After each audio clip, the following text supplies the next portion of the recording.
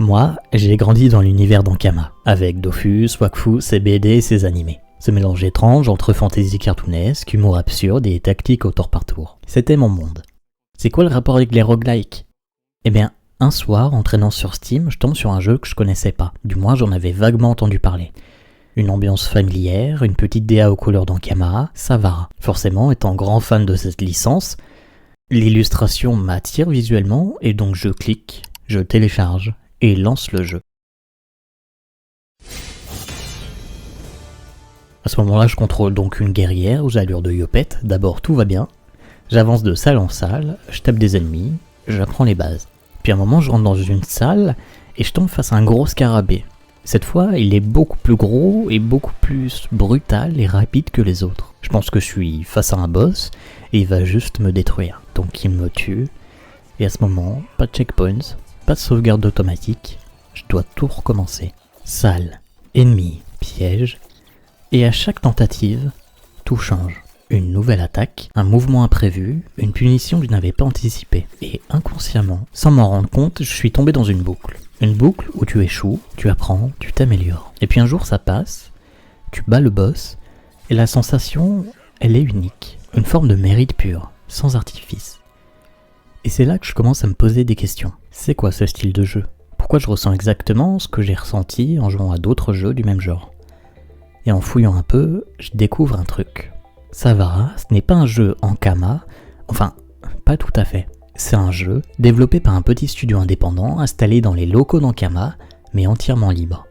Ce sont eux qui conçoivent le jeu, ses mécaniques, son univers, sa musique. Une vraie équipe indé, au sens noble du terme, avec peu de moyens et beaucoup d'idées.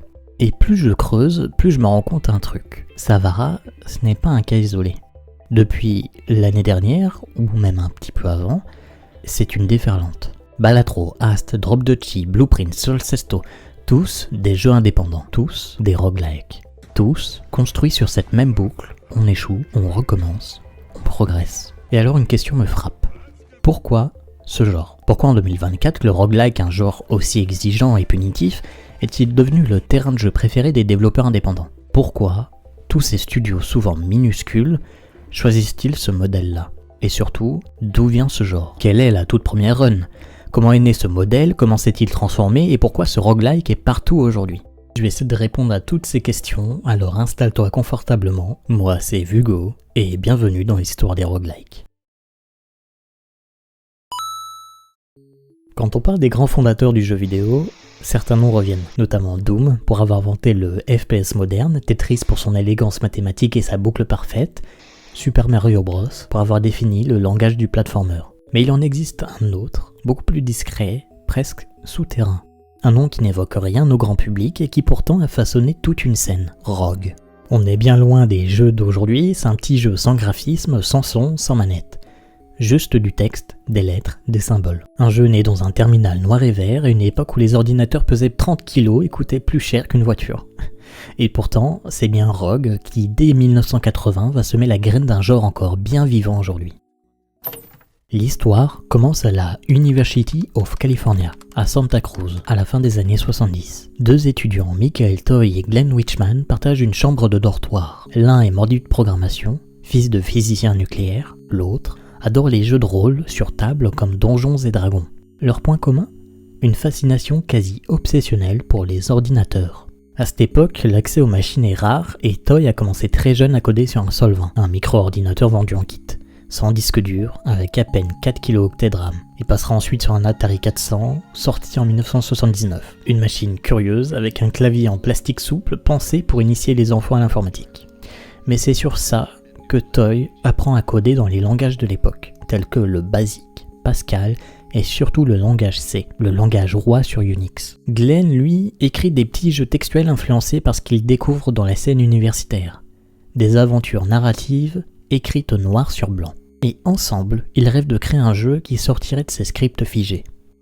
À la fin des années 70, dans les couloirs des universités américaines, il y a une scène qui est parallèle aux jeux d'arcade qui est en train d'émerger, celle des jeux d'aventure textuels. En 1976, Will Krauser, un programmeur qui lui est passionné de spéléologie, crée un jeu nommé Colossal Cave Adventure sur PDP-10. Son jeu est repris et étoffé par Don Woods. Il pose les bases d'un genre qui influencera toute une génération. Puis viendra Zork, développé au MIT par les fondateurs de ce qui deviendra Infocom. Ces jeux ne montrent rien, mais ils suggèrent tout. On tape ouvrir porte ou prendre torche, tuer gobelin, bref, vous avez compris. Le jeu répond par du texte, c'est une autre époque, mais ces expériences sont scriptées. Une fois qu'on connaît la solution, il ne reste plus rien à découvrir. Et c'est ce que Michael Toy va vouloir casser. Dans les années 80, Toy joue à Colossal Cave Adventure comme un passionné. Il est fasciné, mais frustré. Il connaît déjà les énigmes, les mêmes phrases, les mêmes portes, les mêmes pièges. Il connaît tout. Alors une idée le frappe. Et si chaque partie était différente ? Et si le jeu lui-même changeait ? Et si la mort n'était pas juste un échec, mais une règle du jeu ? Il va donc en parler à Glenn, et ensemble ils commencent à coder sur Unix. Ils bidouillent 2-3 trucs. L'élément clé qui va tout rendre possible, c'est une bibliothèque appelée Curse. C'est un truc développé par Ken Arnold à Berkeley, qui permet d'afficher dynamiquement des caractères ASCII dans un terminal. En gros, grâce à elle, plus besoin de réécrire tout à l'écran, à chaque action. On peut dessiner du jeu avec du texte. Pour la première version de Rogue, ils vont choisir un affichage minimaliste, par contrainte mais aussi par intention.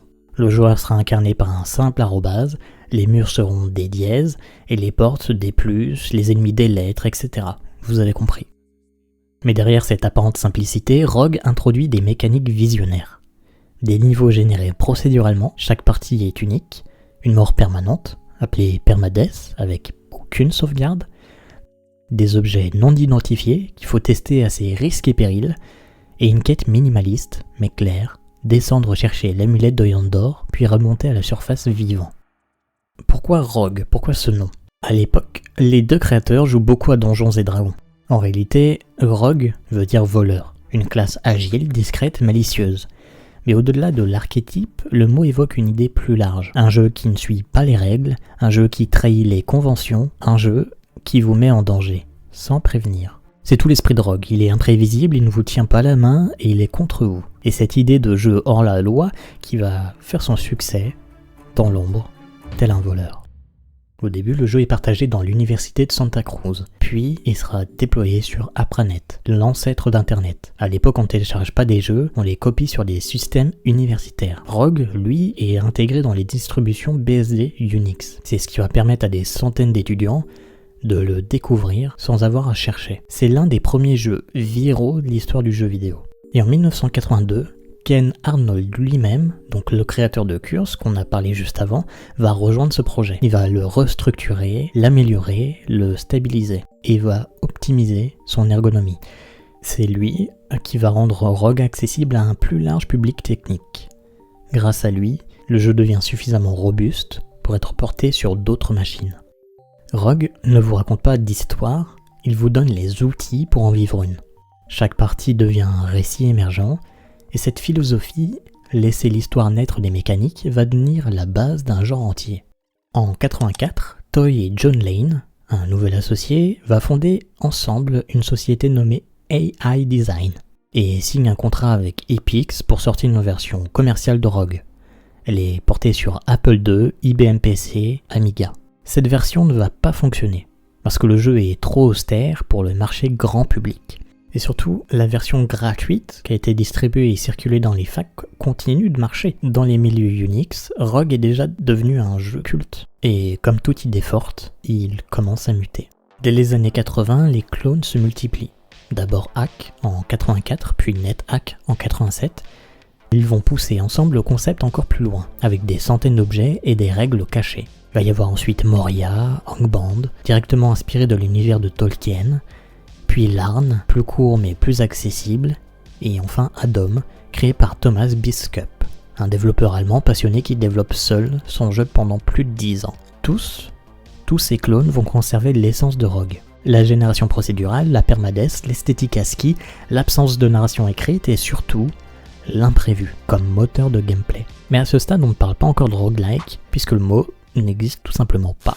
Mais un jour, il faudra bien définir un genre qui est étrange et qui commence à se répandre. Un genre qui tue le joueur mais le rend accro. Un genre sans histoire, avec des milliards d'histoires possibles.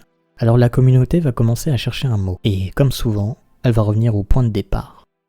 Quand tu crées un jeu qui ressemble à rien, du moins un jeu qui sort de nulle part et qui ressemble à rien d'existant, on pense pas forcément à lui donner un genre, parce que ça n'existe pas. Rogue, au moment de sa naissance, c'était qu'un ovni dans les couloirs d'université. Et ceux qui ont copié ce style de jeu, ceux qui par la suite se sont inspirés soit parce qu'ils ont vu que Rogue marchait très bien et du coup ils ont voulu surfer sur ce succès, ne savaient pas encore qu'ils étaient en train de créer une vraie lignée. Pendant des années, on parlait de ces jeux comme des jeux à la Rogue. Parce que c'était simple, et parce que c'était le seul point de comparaison. Mais à mesure que le temps passait, à mesure que les héritiers se multiplient, il y a une question qui devient inévitable. Qu'est-ce qu'un roguelike ? Et à quel moment cesse-t-on de l'être ? Il faut attendre 1993, soit plus de 10 ans après la sortie de Rogue, pour voir apparaître la toute première fois le terme roguelike. C'est sur Usenet, l'ancêtre des forums internet, que l'expression se fixe. Dans les newsgroups dédiés aux jeux Unix, les discussions autour de Rogue et de ses descendants cherchent un terme pour désigner ce genre émergent. Un utilisateur propose alors roguelike, littéralement semblable à Rogue. Mais très vite, il y a un problème. Semblable. Dans quelle mesure ? À quel moment on peut dire que c'est semblable ? Suffit-il d'avoir de la génération procédurale pour dire que c'est semblable ? Ou de mourir en une seule fois et de tout recommencer ? Ou est-ce qu'on parle des graphismes qui étaient uniquement en ASCII pour l'époque ? Et si on rajoute des graphismes ? Et si on passe en temps réel au lieu du tour par tour ? Est-ce que on trahit l'idée d'origine ? Toutes ces interrogations deviennent centrales au fur et à mesure que les jeux se multiplient. Et c'est dans ce flou que naît 15 ans plus tard une initiative fondatrice. Ok, on est en 2008 dans une salle de conférence berlinoise et il y a une poignée de développeurs indépendants qui se retrouvent pour ce qu'ils appellent l'International Roguelike Development Conference. Un nom extrêmement long, mais en gros, c'est une réunion où des développeurs indépendants vont définir le mot roguelike. Parmi eux, il y a des grosses têtes de la scène indépendante qui sont déjà bien connues. Il y a Ido, il a développé Cardinal Quest. Ou encore Jeff Late, avec de nombreux roguelikes à son actif. Tous passionnés par Rogue, NetHack, Atom. Tous frustrés par l'ambiguïté de ce terme. Alors ensemble, ils vont poser une grille, une matrice, qu'ils vont appeler la Berlin Interpretation. L'objectif, c'est pas de définir ce qu'est un roguelike ou ne l'est pas, c'est de tracer des lignes de force, d'identifier des traits communs et de créer une sorte de boussole. Pendant leur échange, ils vont définir 9 critères fondamentaux, 9 piliers qui vont définir le roguelike. En premier, la génération procédurale. Chaque partie doit être différente, les cartes sont générées aléatoirement, il n'y a pas de level design fixe. En second, le permadeath, ou la mort permanente. Si vous mourrez, vous recommencez depuis le début et c'est la clé du risque, de l'apprentissage. En troisième, le tour par tour. Chaque action est un pas dans le temps et si vous n'agissez pas, rien ne bouge. En quatrième, le déplacement sur grille. L'univers, c'est un quadrillage, pas de mouvement fluide ou analogique, mais des cases distinctes. En cinquième, le gameplay non modal. En gros, toutes les actions se passent dans la même interface, combat, exploration, gestion d'inventaire. En sixième, la complexité émergente. Des systèmes simples qui, en se combinant, produisent des comportements inattendus. Exemple, dans NetHack, si vous lancez un sort d'invisibilité en regardant un miroir, votre reflet devient invisible, et donc inattaquable. En septième, la gestion des ressources. Vous devez surveiller votre faim, votre inventaire, vos sorts. Bref, rien n'est infini. En huitième, le combat prédominant. Le combat est l'interaction principale, souvent brutale, parfois absurde. Et en neuvième, l'exploration. Vous ne savez jamais ce qui vous attend à la prochaine porte, chaque pièce est une promesse ou un piège. Et ensuite, ils ont défini 6 critères qui sont secondaires. Eux, ils sont moins cruciaux, moins révélateurs de l'esprit du genre, mais ils sont là. En dixième, un seul personnage. Pas de groupe, pas de gestion d'escouade, juste un seul héros face à l'inconnu et à lui-même. En onzième, la parité joueur-monstre. Les mêmes règles pour tout le monde, si vous êtes vulnérable au poison, alors les monstres sont aussi vulnérables au poison. Si vous pouvez lancer des sorts, les monstres peuvent aussi lancer des sorts. Bref. En 12e, le défi tactique, la survie repose sur les choix, pas les réflexes. En 13e, l'affichage ASCII. En 14, le donjon en réseau de pièces, un univers labyrinthique jamais totalement lisible. Et pour finir, la transparence des systèmes. Les dégâts, les probabilités sont connues, toutes les informations de votre personnage doivent être visibles. Le joueur peut apprendre, comprendre, s'optimiser. Mais cette définition n'est pas là pour faire de la police du genre. Elle n'a jamais été pensée comme un filtre, mais plutôt comme une carte, un moyen de situer les jeux dans un territoire mouvant. Elle va défendre une vision de gameplay fondée sur la rigueur, la liberté et l'échec comme moteur de progression. Glenn Wichman l'avait bien résumé. Le jeu doit pouvoir surprendre, même ses créateurs. Et c'est là que le roguelike devient autre chose qu'un simple genre. Il va devenir un langage. Mais bon, comme tout langage, ça évolue. Donc à partir de 2008, il va y avoir une nouvelle génération d'indépendants qui arrive. Des créateurs qui s'emparent de ces codes pour mieux les transformer. Ces jeux ne respectent pas tous les critères de Berlin, mais ils vont incarner son esprit. Et surtout, ils rencontrent un public. Mais alors ces jeux, c'est quoi leur nom de ce truc encore ? Qui représente à moitié les règles fondées en 2008 ? C'est quoi ce nom ? Je veux dire, c'est pas des roguelikes, parce qu'ils respectent pas tous les critères, mais du coup on les appelle comment ? Alors du coup on va inventer un autre mot, un roguelite, plus souple, plus flou, plus large, un terme un peu fourre-tout qui désigne cette famille recomposée. Certains vont s'en agacer, notamment les puristes qui crient au sacrilège, et pour d'autres, ce flou, ça devient une aubaine. Parce que un genre flou, c'est un genre libre, et un genre libre, c'est un peu un terrain de jeu idéal pour tous les indépendants. C'est comme un énorme bac à sable où tu peux faire un peu tout et n'importe quoi. Et si finalement, c'est en éclatant que le genre s'est mis à rayonner. Si l'explosion du roguelike vient de sa décomposition même. Si cette faille dans la définition était en fait une brèche créative. On n'a jamais voulu faire un roguelike, on a juste voulu faire quelque chose de chaotique et rejouable. Ça, c'est Edmund Macmillan qui va la prononcer en 2012 dans une interview pour Destructoid. Edmund, lui, c'est le créateur de The Binding of Isaac. Il n'a jamais eu l'intention de rentrer dans un genre, il voulait juste faire un jeu qui surprend encore et encore. Et c'est exactement ce qu'il va réussir. Pour comprendre ce que Isaac a bouleversé, il faut remonter un peu avant, car à la fin des années 2000, c'est le moment où tout bascule, où le roguelike cesse d'être un genre de niche pour devenir une matière brute, un outil, un langage. En 2008, Derek Yu publie sur les forums de TIG Source la toute première version gratuite de Spelunky, développée en Game Maker. Le principe, c'est un jeu de plateforme en 2D avec fouet, piège, coffre, générateur procédural et permadeath. Une aventure de caverne, de secrets et de surprises. Le joueur n'a pas de barre de vie cachée, pas de tutoriel, pas de pitié. Un faux pas, tu meurs. Mais la partie suivante est différente. Les pièges changent, le placement des monstres évolue, et peu à peu, il y a un sentiment étrange qui s'installe. On n'est pas en train de jouer un Mario punitif, on est en train de vivre un roguelike déguisé. Derek Yu va le dire lui-même dans sa conférence GDC en 2013. Je voulais retrouver la tension et l'imprévisibilité des roguelikes classiques, mais dans un jeu d'action que tout le monde peut prendre en main. Le Spelunky sera porté sur Xbox 360 en 2012 et refait en meilleure qualité sur PC. Il va devenir culte, et sans le savoir, Derek Yu vient de poser les bases du roguelite. Mais ce n'est pas vraiment Spelunky qui va exploser le genre. C'est un jeu un peu plus étrange. On est en 2011 et Edmund Macmillan et Florian Himsel vont sortir un jeu nommé Binding of Isaac. Un jeu de tir en twin stick où le personnage principal, c'est un petit garçon, à moitié à poil, qui fuit sa mère dans une cave infestée de monstres mutants. Et pour se défendre, il pleure. Littéralement. Ses larmes sont juste des projectiles. Ok, le scénario est très bizarre, c'est sale, c'est provocateur, mais derrière cette façade grotesque se cache un bijou de design systémique. Chaque run est différente, chaque item est une variable, un objet peut transformer Isaac en demi-dieu ou ruiner toute chance de survie. Le jeu est cruel, impitoyable et pourtant addictif. Macmillan admet lui-même dans une interview à Indie Game The Movie. Je voulais créer un jeu qui soit aussi rejouable qu'un roguelike, mais sans avoir à construire 40 heures de contenu scripté. Isaac popularise un compromis fondamental. Des mécaniques de roguelike, avec la mort permanente, la gestion procédurale, mais avec des éléments de progression entre les parties. On va appeler ça donc un roguelite, et cette souplesse va devenir une obsession pour toute une génération de développeurs. En 2012, pendant que Macmillan est en train de conquérir Twitch avec son jeu, un autre studio fait sensation, Subset Games. Leur jeu, FTL, Faster Than Light. Financé via Kickstarter, il propose une autre forme de roguelite. Le joueur gère une équipe spatiale, explore une galaxie générée aléatoirement, combat des vaisseaux, alloue l'énergie à ses boucliers, son moteur, son armement, et tente d'atteindre un point final. Sauf que FTL est brutal. Une mauvaise décision et tout s'effondre. Et surtout, chaque run est différente, mais contient les mêmes tensions, les mêmes dilemmes, le même vertige. FTL construit une vraie tension, pas juste une difficulté. Nous voulons ressentir le poids de chaque choix. 2013, Rogue Legacy arrive. Un jeu où chaque mort donne naissance à un nouvel héritier. Le château est généré aléatoirement, les classes se changent, et surtout, le joueur peut améliorer un arbre de compétences entre chaque tentative. Ça va donner naissance à ce qu'on appelle la méta-progression.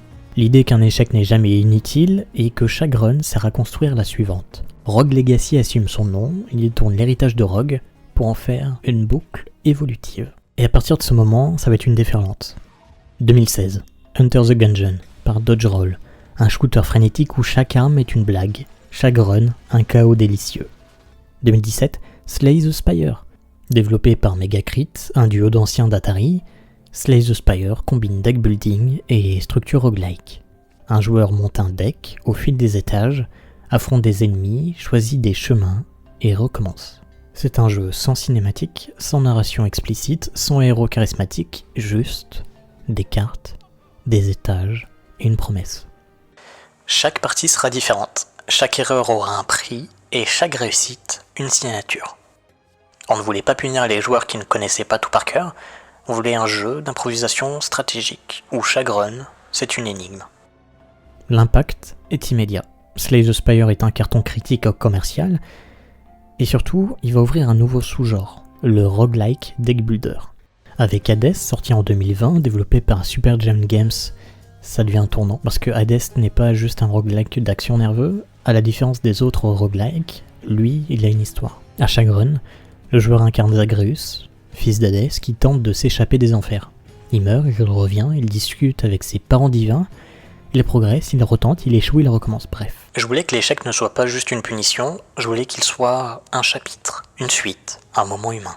Hades est acclamé jeu de l'année sur plusieurs sites. BAFTA de la narration, Hugo Award historique, et surtout, il prouve que le roguelike peut être émotionnel, que la boucle de mort de progression peut aussi raconter une histoire d'amour, de famille, de rédemption. Derrière Slay the Spire et Hades, c'est une avalanche. Chaque studio veut sa boucle, chaque genre veut son roguelike. Returnal, de Housemarque en 2021, un roguelike photoréaliste à la Dark Souls dans l'espace, où l'héroïne vit une boucle temporelle qui ronge sa mémoire. Noita, de Nola Games en 2020, un roguelike de physique où chaque pixel est simulé, chaque potion est un cocktail explosif, et chaque run est une découverte chimique. Risk of Rain 2 de Oppo Games en 2020, un roguelike multijoueur 3D où la difficulté augmente toutes les secondes.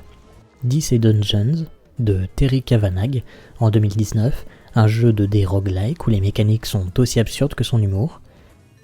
Ou encore Into the Breach de Subset Games en 2018, un roguelike tactique ultra précis conçu pour une partie d'échecs sous contrainte de boucle temporelle. Tous, un point commun, ils réinventent les roguelikes sans trahir l'ADN. Ils vont garder la mort, le risque, l'inconnu. Mais ils ajoutent la progression, l'accessibilité et le fun immédiat. Aujourd'hui, le roguelike n'est plus un genre, c'est une méthode. Une façon de construire, un jeu autour du chaos, de la surprise et de l'apprentissage. Le roguelike est devenu une épice. Et comme toute épice, chacun la dose à sa manière. On parle maintenant de deck builder roguelike, de FPS roguelike, de Metroidvania roguelite, ou même Balatro-like. Balatro, sorti en 2024, en est l'exemple ultime. Un jeu de poker roguelite basé sur des builds absurdes et un effet boule de neige stratégique. And the BAFTA goes to Balatro. Le succès est immédiat et déjà ses clones inondent Steam. Le roguelike n'est plus un genre, c'est devenu un socle, une grammaire. Mais cette explosion, ça a un prix. Quand un langage devient universel, tout le monde s'en empare, et à force, on arrive peut-être à saturation, à avoir tout le temps des copies, des dérives, et une scène indépendante qui réagit et réinvente. À une époque, on disait qu'un roguelike devait suivre 9 règles précises. Aujourd'hui, on dirait plutôt qu'un roguelike, c'est un jeu où on meurt souvent. Tous ces jeux ont un petit point commun esthétique, mais tous parlent le même langage structurel. Les générations aléatoires, les runs courtes, l'apprentissage par l'échec, la métaprogression optionnelle, la réinvention à chaque tentative. Mais alors, pourquoi ce langage parle-t-il autant aux développeurs indépendants ? Eh bien, en premier, on peut dire que c'est un budget qui est maîtrisable. Parce qu'il n'y a pas besoin de faire des cinématiques, pas besoin d'un monde ouvert, on a juste besoin d'avoir un système qui est solide, avec une bonne boucle, un bon moteur procédural, et le joueur devient lui-même le créateur de contenu. Le roguelike est parfait pour les protos. Tu fais une jam, tu balances un générateur de salles, de mécanique de survie, et c'est fun tout de suite. T'as une rejouabilité qui est infinie. Là où un jeu narratif a une durée de vie, un roguelike, lui, peut vivre des années. C'est le cas, par exemple, avec Isaac, Slay the Spire, Dead Cells, qui sont encore mis à jour des années plus tard pour permettre aux joueurs de continuer d'y jouer. Il y a aussi un modèle éthique. Il n'y a pas de loot box, pas de pay to win, juste un roguelike ne triche pas, il tue, il les teste, il vous respecte en vous opposant. Et surtout, le roguelike, c'est modulaire. Un peu comme un Lego, comme chaque bloc, combat, loot, narration, craft, progression, peut être combiné, déplacé, supprimé, remodelé. C'est pourquoi dans les jams, les formations, les studios solo, le roguelike devient une boîte à outils, un bac à sable. Et cette modularité donne naissance à des formes nouvelles. Et très vite, on ne parle plus vraiment de roguelike, mais plus de jeu-like. Balatro-like, Isaac-like, Slay the Spire-like. Le genre s'est démultiplié et finit par s'absorber lui-même. Et à force de s'étendre, est-ce qu'on n'est pas un peu perdu ? Parce que finalement, on sait où débute la définition du genre, mais pas où elle s'arrête. Le roguelike est devenu un calvaire universel, mais au fond, pourquoi ce langage parle-t-il autant aux développeurs indépendants ? Qu'est-ce que ça dit de leur respiration, leur solitude, leur rapport à l'échec ? Et pourquoi au fond cette obsession du recommencement perpétuel ? On va revenir aux développeurs. Parler de ceux qui créent ces boucles, de ces développeurs qui vivent ce que leurs jeux font vivre aux joueurs. Parce que peut-être que le roguelike, en fin de compte, c'est pas un genre, mais un miroir. Un miroir de la création indépendante, de l'effort, de l'échec, de la persévérance. Depuis plus de 40 ans, les roguelikes mutent, bifurquent, se recombinent. On a pu le voir. Et pourtant, ils ne disparaissent jamais. Alors pourquoi ce genre continue-t-il d'exercer une telle fascination, en particulier chez les développeurs indépendants ? Pourquoi des centaines de studios, chaque année, font ce choix audacieux ? Pour comprendre, il faut plonger dans l'esprit même de la création indépendante. Créer un jeu vidéo quand on est seul, ou en petite équipe, c'est comme descendre dans un donjon sans carte. On avance à tâtons, on trébuche sur des bugs, on affronte la fatigue, le doute, l'incertitude, et parfois tu meurs, symboliquement. Un projet échoue, un prototype part à la poubelle, une idée tombe à plat. Mais on recommence, on apprend et on recommence encore. C'est cette boucle de l'échec productif que le roguelike capture à merveille. Les jeux qui simulent l'échec sont les plus réalistes, car dans la vraie vie, ce sont les erreurs qui nous construisent. Et c'est précisément pour ça que tant de développeurs indépendants se reconnaissent dans la structure du roguelike. Le jeu est dur, mais juste, il repose sur des règles stables, transparentes, compréhensibles. Si tu meurs, c'est que t'as juste mal joué, et si tu progresses, c'est que t'as appris de tes erreurs. Le roguelike n'est pas punitif, il est exigeant. Ce n'est pas la même chose. Pour les studios indés, qui construisent leur réputation sur l'honnêteté du gameplay, le roguelike est un terrain d'expression cohérent. Créer un roguelike, c'est pas seulement faire un jeu difficile, c'est adopter une philosophie de développement. Prenez Slay the Spire. À la première vue, c'est juste un deck builder, et ses fondations sont roguelike.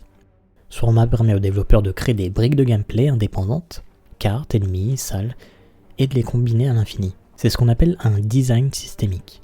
Une approche modulaire où l'on construit un écosystème plutôt qu'une aventure scriptée. Résultat, t'as plus besoin de 100 heures de contenu sur mesure, ce sont les mécaniques qui racontent l'histoire. Et ce système est juste idéal quand on fait des game jams et pour les petits studios. Ça permet de prototyper vite, de tester une idée en quelques jours et de sortir un jeu viable, sans armée d'animateurs ou d'auteurs. La mort, le retry, la victoire. Voilà la boucle émotionnelle du roguelike. Contrairement à un RPG où l'on sauvegarde avant chaque boss, ici la tension est permanente, chaque salle peut être la dernière, et c'est précisément cette frustration mêlée à l'adrénaline qui crée l'attachement. C'est un gameplay de la résilience qui pousse à s'améliorer, non pas en expérience, mais en compétence. Chaque run, même perdu, laisse une trace. Chaque victoire, même modeste, est un exploit personnel. Perdre un bon roguelike est souvent plus satisfaisant que gagner dans un mauvais RPG. Ok, parlons un peu chiffres. Sur Steam, entre 2019 et 2024, le nombre de roguelikes publiés était multiplié par plus de 10. De 144 titres en 2019 à 1628 en 2024, selon les données de Steam. Ça représente à peu près 9% de toutes les sorties sur la plateforme, et on peut se demander pourquoi une telle explosion. Parce que les roguelikes ne sont pas seulement addictifs à jouer, ils sont aussi parfaits à streamer. À une époque, le roguelike était très de niche et extrêmement compliqué à comprendre et à regarder, mais au fil du temps, ce genre a su s'améliorer, se casualiser et permettre à de nouvelles personnes d'appréhender ce genre.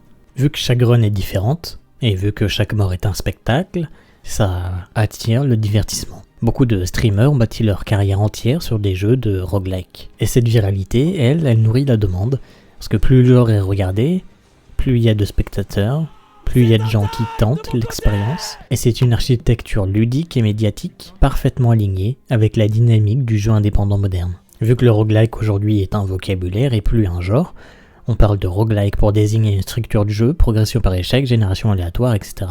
Mais toute explosion appelle une réaction. Certains créateurs s'inquiètent d'une saturation. Trop de jeux générés aléatoirement, trop de boucles similaires, trop de roguelite sans âme. Ce genre est devenu un label qui est parfois devenu un argument marketing plus qu'une réelle philosophie.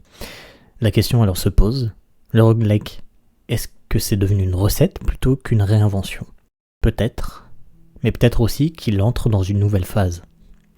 Une phase de raffinement, de spécialisation et de métissage extrême. Alors que l'on explore les causes de cette fascination pour le roguelike, un constat s'impose. Ce genre né dans les tréfonds d'un terminal Unix avec des lettres pour seule arme, c'est devenu une obsession culturelle. Et peut-être un piège. Car si la mort est permanente dans un roguelike, le genre, lui, semble impossible à tuer. Ils étaient deux étudiants anonymes assis dans un campus californien au tournant des années 80. Ils ne cherchaient pas la gloire, ils voulaient juste s'amuser. Faire un jeu qui surprend et qui ne se répète jamais. Ils ne savaient pas qu'ils posaient ce jour-là la première brique d'un temple invisible. Un temple que des milliers d'autres viendraient ensuite bâtir, étage après étage, génération après génération. Des couloirs assis au labyrinthe en 3D, des coffres au trésor aux cartes à piocher, des mines de Spelunky aux enfers de Hadès. Car derrière les stats, les mécaniques, les boucles procédurales, il y a juste un symbole. Celui du joueur qui apprend, du développeur qui expérimente, de l'humain qui chute, recommence et progresse. Le roguelike, ce n'est pas juste un genre, c'est un rite de passage, un langage de l'échec transformé en ascension, un miroir de la création, de la persévérance et parfois même de la solitude. Aujourd'hui, il y a trop de roguelike, trop de clones, trop d'opportunisme, trop de procédural pour le plaisir du mot. Mais dans ce trop-plein, certains brillent encore. Ils reviennent à l'essentiel, la surprise, le vertige, l'élégance d'une règle simple, l'épiphanie d'une victoire inattendue. Et peut-être que c'est là, dans ces jeux qui nous prennent à revers, que le feu d'origine continue de brûler. Un feu fragile, mais vivant. Alors, souviens-toi de cette idée, toi derrière cet écran. Le roguelike, c'est un jeu qui t'échappe. Un jeu qui ne se joue pas deux fois pareil, un jeu qui vit, même sans toi. Et c'est peut-être pour ça qu'il est encore là, après tout ce temps. Comme un feu qu'on n'éteint jamais vraiment, comme un souvenir codé dans l'ombre d'un terminal, comme un murmure au fond d'un donjon. Un mot gravé dans la pierre, Rogue.